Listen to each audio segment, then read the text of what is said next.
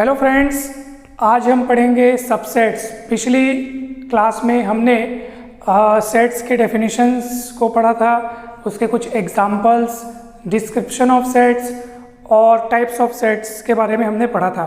ठीक है, तो चलिए आज हम पढ़ेंगे सबसेट्स के बारे में कि ये सबसेट क्या होते हैं। मान लीजिए मेरे पास दो सेट हैं ए और बी।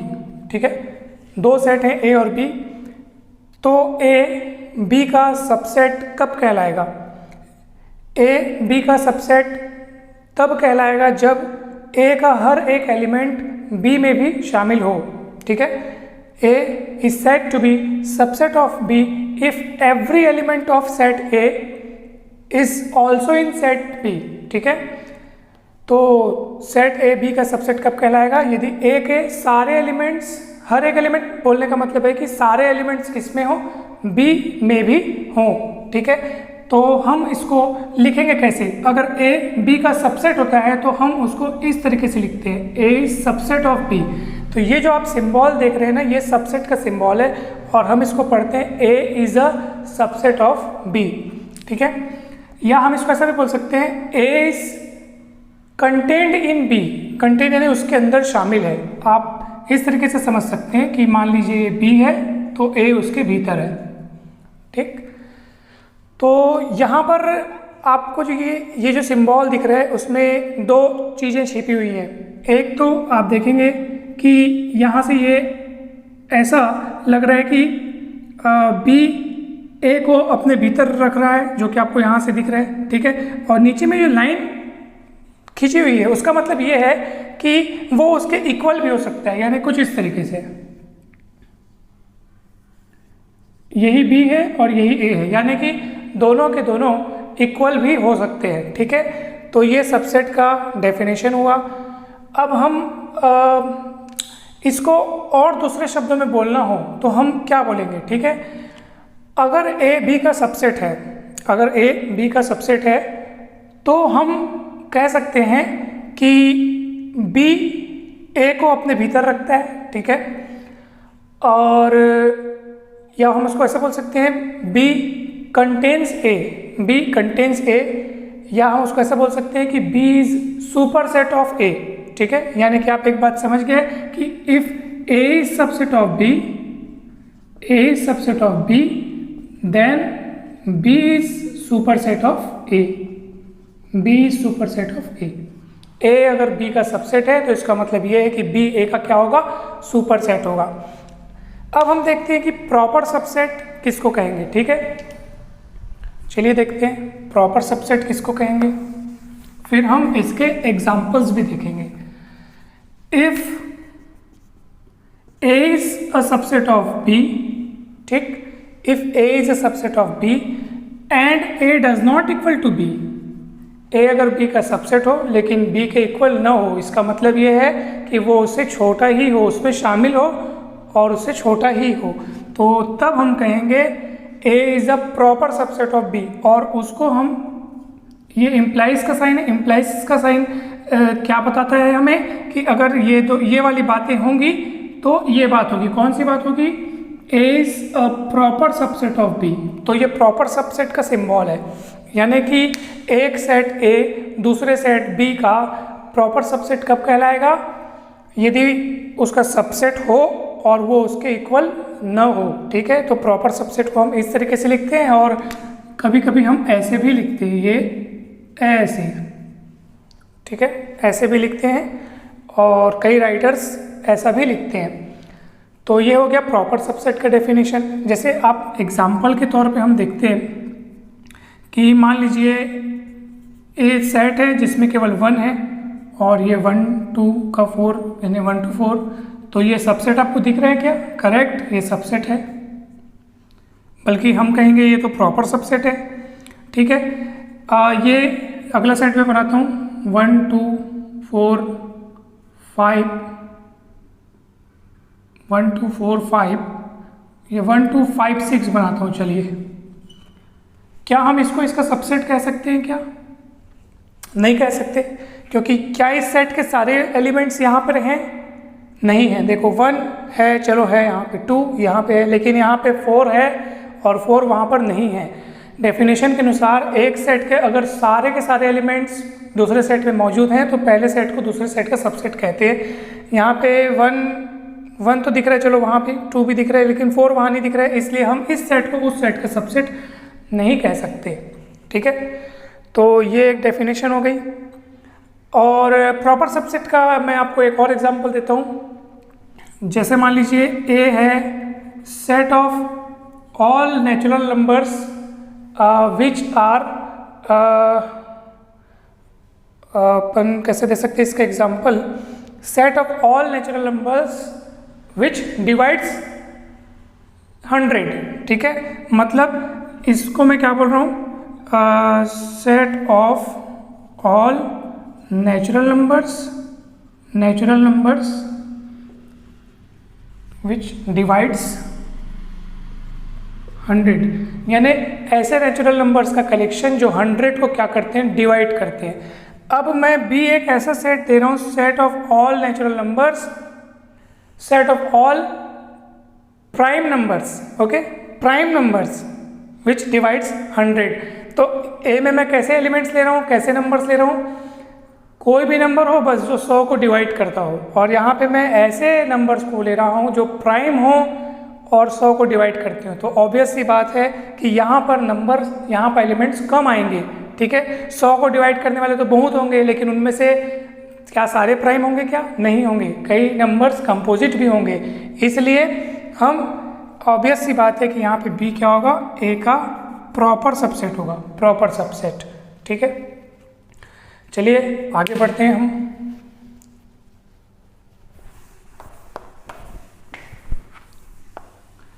ये प्रॉपर सबसेट का कंसेप्ट हो गया। अब मैं आपको बताने जा रहा हूँ कुछ रियल नंबर्स के सबसेट के बारे में। रियल नंबर्स के सबसेट के बारे में हम अभी पढ़ेंगे। जैसे मान लीजिए n क्या होता है बताओ, सेट ऑफ नेचुरल नंबर्स। इसमें कौन होते हैं, 1 2 3 4 और ये एंड सो ऑन चलते जाता है। ठीक है, तो ये नेचुरल नंबर्स में ये आ गए। इंटीजर्स में कौन कौन आएंगे, इंटीजर्स में 0 आएगा, 1 2 3 4 और इधर -1 -2 -3 और भी इधर आगे चलते जाएगा। यानी कि आप देख पा रहे हैं कि सारे नेचुरल नंबर्स इंटीजर नंबर्स के सेट में भी शामिल है। यानी कि आप इनको भी इंटीजर कह सकते हैं क्योंकि ये इस सेट में भी शामिल है। और यहाँ से एक बात तो पता हो गई कि नेचुरल नंबर्स का जो सेट है वो इंटीजर्स के सेट का क्या होगा, सबसेट होगा। ठीक है, अब हम आते हैं रैशनल नंबर्स के सेट में, क्यू में। तो उसको कैसे डिफाइन करते हैं, P by Q such that PQ belongs to Z and Q does not equal to 0। ठीक है, तो P by Q के फॉर्म में जिन नंबर्स को हम लिखते हैं उनको रैशनल नंबर्स कहते हैं। और ये दोनों इंटीजर्स हैं और इसमें जो डिनोमिनेटर है वो 0 नहीं होगा। तो सारे नंबर्स जो P by Q के फॉर्म में, जैसे 2/3 हो गया, 3/4 हो गया, 5/7 हो गया, ये सारे के सारे कैसे नंबर्स हैं, ये रैशनल नंबर्स हैं। ठीक है, अब आप कहेंगे क्या 5 रैशनल नंबर है? जी हाँ है, क्योंकि इसके अपॉन में 1 लगाकर हम इसको P by Q के फॉर्म में एक्सप्रेस कर सकते हैं। तो आप कहेंगे सर 5 तो यहाँ पे भी आएगा, तो ये नेचुरल नंबर भी है, 5 तो यहाँ पे भी आएगा, तो ये इंटीजर भी है, और 5 के अपॉन में 1 लगा करके आप इसको P by Q के फॉर्म में एक्सप्रेस कर दिए, इसका मतलब ये रैशनल नंबर भी है। तो हाँ, ये सच है, इसको आप नेचुरल नंबर भी और इंटीजर भी और रैशनल भी कह सकते हैं। ठीक है, तो लेकिन क्या, जैसे मैं लिख दिया 17/3, क्या ये इंटीजर है? क्या नहीं है। क्या ये नेचुरल है? क्या नहीं है, ये रैशनल नंबर है। तो इसका मतलब ये है कि ये सारे के सारे तो रैशनल में हम शामिल कर सकते हैं, अपॉन 1 करके उसको रैशनल बना सकते हैं। मगर ऐसा कोई नंबर जो रैशनल नंबर हो, क्या जैसे एग्जांपल के लिए 17/3, तो क्या वो इसमें शामिल हो सक रहा है? क्या हम इसको इंटीजर कह सकते हैं? नहीं। क्या हम इसको नेचुरल कह सकते हैं? नहीं। इसका मतलब ये है कि जरूर ये वाला सेट इन दोनों से ज़्यादा एलिमेंट्स को रखता है। इनके सारे एलिमेंट्स को तो ये रखता ही रखता है, और भी ऐसे एलिमेंट्स रखता है जो इंटीजर या नेचुरल नंबर नहीं है। इसका मतलब Z और Q में देखेंगे कौन बड़ा कौन छोटा, तो Q बड़ा होगा, Z छोटा होगा, यानी Q का सबसेट होगा Z। ठीक है, इससे बड़ा कौन आता है बताइए? R set of real numbers. एक ये भी आता है क्यू कॉम्प्लीमेंट, या उसको हम टी भी लिखते हैं, सेट ऑफ इरेशनल नंबर्स। तो इसको हम कैसे डिफाइन करेंगे? वे सारे रियल नंबर्स जो रैशनल नहीं है, आर माइनस क्यू। आर क्या है? रियल नंबर्स का सेट है, और उसमें से आप क्यू को माइनस कर दिए, यानी रैशनल नंबर्स के सेट को अगर आप माइनस कर देते हैं तो आपके पास क्या बचेगा? इरेशनल नंबर्स का सेट बचेगा।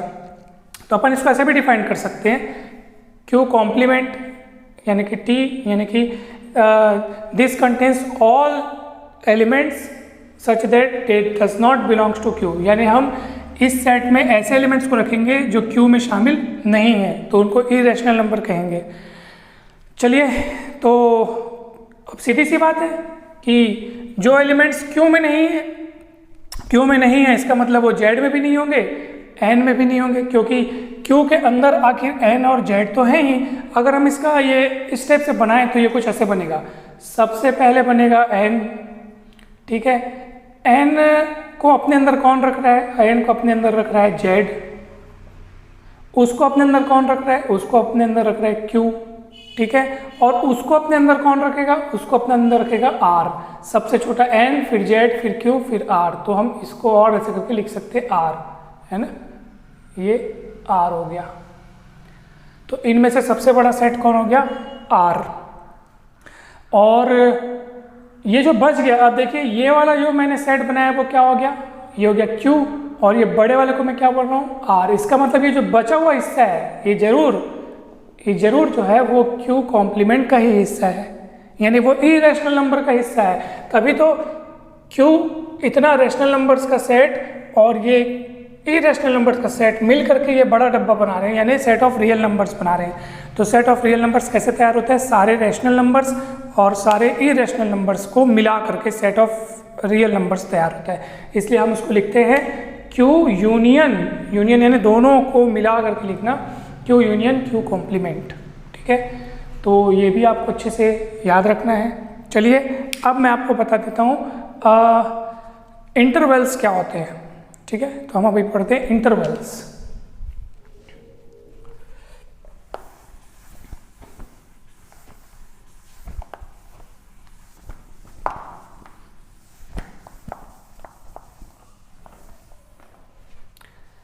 चलिए इंटरवल्स पढ़ते हैं अब हम। मान लीजिए इंटरवल्स किनको कहते हैं, पहले हम देखते हैं इंटरवल्स को हम आर के सबसेट्स के रूप में लेंगे। आर के सबसेट्स, आर कौन? सेट ऑफ रियल नंबर्स, ठीक है। तो डायरेक्ट मैं इसके टाइप्स को बताते हुए आपको बता रहा हूँ। सबसे पहले आता है क्लोज्ड इंटरवल। तो इसको हम कैसे डिफाइन करेंगे? मान लीजिए हमारे पास दो नंबर्स हैं, ए और बी, दोनों रियल नंबर्स हैं, और ए छोटा है मान लो बी से। अगर हम उसको नंबर लाइन में लिखें तो ऐसा कुछ लिखेंगे कि ये ए है और ये बी है, ठीक है। अब मैं एक सेट तैयार कर रहा हूँ, उस सेट में ऐसे एलिमेंट्स रहेंगे जो ए से बड़े रहेंगे, इक्वल भी हो सकते हैं, यानी एक्स जो है ए के इक्वल भी हो सकता है, उससे बड़ा भी हो सकता है, और बी से छोटे या बी भी हो सकते हैं, मतलब एक्स की वैल्यू ए या बी भी हो सकती है, ठीक है। और ए से बड़ी और बी से छोटी, इनमें से कोई भी हो सकती है। तो ऐसे केस में हम नंबर लाइन में कहाँ से कहाँ तक, ये तो हो गया माइनस इन्फिनिटी, ये हो गया प्लस इन्फिनिटी, ठीक है। मैं उन सारे पॉइंट्स की बात कर रहा हूँ जो ए से लेकर के बी तक हैं, ठीक है। ए को भी इंक्लूड कर रहा हूँ, बी को भी इंक्लूड कर रहा हूँ, तो ये कहलाता है क्लोज्ड इंटरवल। और हम उनको इस तरीके से लिखते हैं, ए बी और ये बड़ा वाला ब्रैकेट लगा करके हम लिखते हैं, यानी कि क्लोज्ड इंटरवल में वे सारे रियल नंबर्स आएंगे जो कहाँ से कहाँ तक रहेंगे, ए से बी तक। अगर मैं पूछूं क्या इस क्लोज्ड इंटरवल में ये ए इंक्लूड है यानी शामिल है, तो आप कहेंगे हाँ शामिल है, क्योंकि हम वो सारे पॉइंट्स की बात कर रहे हैं जो ए के इक्वल भी हैं, उनसे बड़े भी हैं, और बी से छोटे भी हो सकते हैं, और बी भी हो सकता है, मतलब बी भी यहाँ पे शामिल माना जाएगा, ठीक है। तभी तो इसका नाम देखो ना क्लोज्ड, यानी कि बाउंड्री इसमें शामिल है, क्लोज्ड बंद है ये, ठीक है। तो ये बाउंड्री पॉइंट्स हैं जो इसके ए और बी वो इसमें शामिल माने जाते हैं। और अब मैं आपको बताने वाला हूँ ओपन इंटरवल। तो ओपन इंटरवल हम किसको कहेंगे? ओपन इंटरवल हम किसको कहेंगे? मान लीजिए आपके पास दो रियल नंबर्स हैं और a छोटा है b से, मान लो, ठीक है। इसको मैं थोड़ा सा डार्क कर देता हूँ ताकि आपको पता चले कि हाँ a से b तक का ही हमने इंटरवल तैयार किया है। इधर माइनस इन्फिनिटिव है, उधर प्लस इन्फिनिटिव है, ये a है, ये b है, ठीक है। अब मैं एक सेट तैयार कर रहा हूँ ऐसे सारे रियल नंबर्स जो a से बड़े हैं और b से छोटे हैं। a से बड़ा, a अब शामिल नहीं है, हमको ऐसे नंबर से मतलब है जो a से बड़े हों और b से छोटे हों, ठीक है। तो देखो आप इन दोनों में फ़र्क देखो, इसमें इक्वल टू का साइन भी लगा हुआ है, इसमें strictly less than equal to का कोई चांस यहाँ पे नहीं है। तो ऐसे केस में अब जो इंटरवल तैयार हुआ हम उनको कहेंगे ओपन इंटरवल। और इसको डिनोट करते कैसे? जहाँ पे a और b है ना, वहाँ पे आप ऐसे छोटा सा ये गोला लगा दो, तो इससे ये पता चलता है कि a और b उस सेट में शामिल नहीं है। और इसलिए हम इसको ऐसे लिखते हैं, हम इसको लिखते हैं a b और ये स्मॉल ब्रैकेट लगाते हैं, ठीक है, कॉमा करके स्मॉल ब्रैकेट लगा दिए। और इसको अपन ऐसे भी लिख सकते हैं, देखिए क्लोज्ड इंटरवल में हम लोग ऐसा बड़ा ब्रैकेट लगाते हैं, ओपन में या तो स्मॉल ब्रैकेट लगाइए या बड़ा ब्रैकेट को उल्टा कर दीजिए, ये ऐसा, ठीक। तो इसका मतलब भी क्या होगा? Open interval. तो ओपन इंटरवल में जो बाउंड्री होती है, बाउंड्री वाले पॉइंट उसमें शामिल नहीं माने जाते, ठीक है। जैसे एक एग्जांपल के लिए मैं बोल दूं 3 5 का, ये 3 और 5 को लेकर मैंने एक क्लोज्ड इंटरवल तैयार किया, तो बताइए इसमें कौन कौन से पॉइंट्स आएंगे? क्या इसमें 3 शामिल मानेंगे? यस मानेंगे। 5 शामिल मानेंगे, उसको भी मानेंगे। और किसको शामिल मानेंगे? 3 और 5 के बीच सारे रियल नंबर्स भी शामिल होंगे, 3 भी 5 भी और उसके बीच के भी सारे रियल नंबर्स।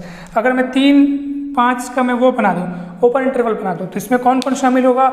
इसमें 3 और 5 शामिल नहीं माने जाएंगे, 3 के बाद के सारे रियल नंबर्स होंगे इसमें शामिल माने जाएंगे और 5 के पहले के, ठीक है।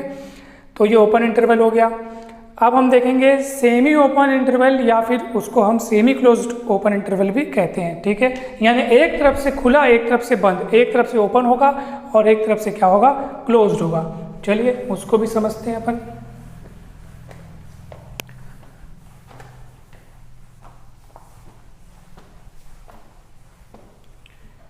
तो चलिए फटाफट अपन देखते हैं कि ये सेमी ओपन एंड और लिखना चाहिए सेमी क्लोज्ड इंटरवल, ठीक है। सेमी ओपन और सेमी क्लोज्ड इंटरवल, तो ये किसको कहेंगे?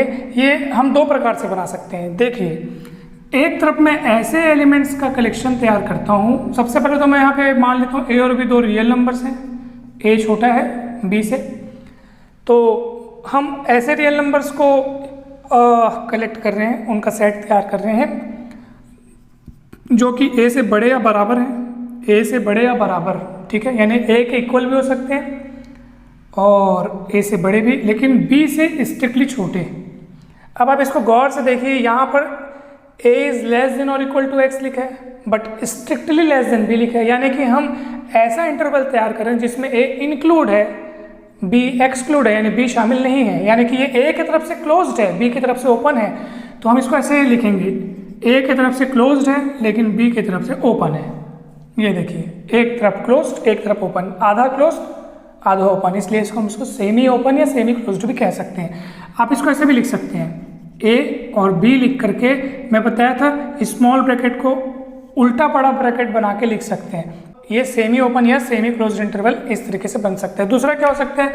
ऐसे एलिमेंट्स का कलेक्शन आप ले लीजिए जो कि a से स्ट्रिक्टली बड़े हैं लेकिन b से छोटे या इक्वल हैं, a से स्ट्रिक्टली बड़े हैं लेकिन b से छोटे या इक्वल हैं। तो अब बताइए, यहाँ पे b की तरफ से ये क्लोज्ड है बट a की तरफ से ओपन है, तो हम इसको ऐसे लिखेंगे, ये ऐसा, या आप इधर ऐसे भी लिख सकते हैं, ठीक। तो सेमी ओपन और सेमी क्लोज्ड इंटरवल आपको समझ में आ गया होगा, ठीक। अब आज अपन ने क्या क्या पढ़ा? सबसेट पढ़ा, ठीक है। सबसेट का डेफिनेशन, सबसेट के एग्जांपल्स देखे हम लोग ने। अब मैं आपको कुछ सबसेट से रिलेटेड एक और बात बता देता हूँ, तो ध्यान से समझेंगे। दो बातें हैं। पहली बात यह है कि फाई यानी जो नल सेट होता है, null set is a subset of every set. Null set is a subset of every set, ठीक है। नल सेट को हम लोग फाई बोलते हैं और एवरी सेट, मान लीजिए कोई सेट है ए, ठीक। तो नल सेट को हम किसी भी सेट का सबसेट बोल सकते हैं। क्यों बोल सकते हैं ऐसा बताइए। तो डेफिनेशन क्या कहती है, एक सेट को दूसरे का सबसेट कब कहेंगे, जब एक सेट के सारे एलिमेंट्स दूसरे में होने चाहिए। तो एक सेट के सारे एलिमेंट्स दूसरे में होने चाहिए। Every element of phi also belongs to A, ऐसा होना चाहिए। जितने एलिमेंट फाई में है उतने ए में होने चाहिए। अब फाई में तो एक भी एलिमेंट नहीं रहता, तो फाई में जब एक भी एलिमेंट रहता ही नहीं है तो हम ये आसानी से बोल सकते हैं कि हाँ every element of phi also belongs to A, क्योंकि फाई में एलिमेंट है ही नहीं। तो हम ऐसा तो नहीं बोल सकते कि फाई का ये फलाना एलिमेंट छूट गया जो ए में नहीं है, तो फाई को आप ए का सबसेट क्यों बोल रहे हो, वो एलिमेंट छूट गया, ये तो ऐसा है ही नहीं, क्योंकि इसमें कोई एलिमेंट होता ही नहीं है। इसलिए आप ये बिंदास होकर बोल सकते हैं every element of phi is also in A, ठीक है। तो इसलिए हमेशा याद रखना कि null set is subset of every set. दूसरा, every set is subset of itself, ठीक है। कोई भी सेट खुद का क्या होता है, सबसेट होता है। डेफिनेशन से इजीली आप समझ सकते हैं। डेफिनेशन कहती है एक सेट दूसरे का सबसेट कब कहलाएगा, यदि पहले के सारे पॉइंट्स दूसरे में हो। तो यहाँ तो दोनों सेम है, ए के सारे पॉइंट्स तो ए में ही होंगे ना, तो इसलिए every set is subset of itself, ठीक है। तो ये दो बातें हो गई। इंटरवल्स को आज हमने समझा, सबसेट समझा, एग्जाम्पल समझे। तो आशा करता हूँ आपको समझ में आया होगा। वीडियो अच्छा लगा हो तो ज़रूर लाइक करें, चैनल को सब्सक्राइब करें, वीडियो को शेयर करें। बहुत बहुत धन्यवाद।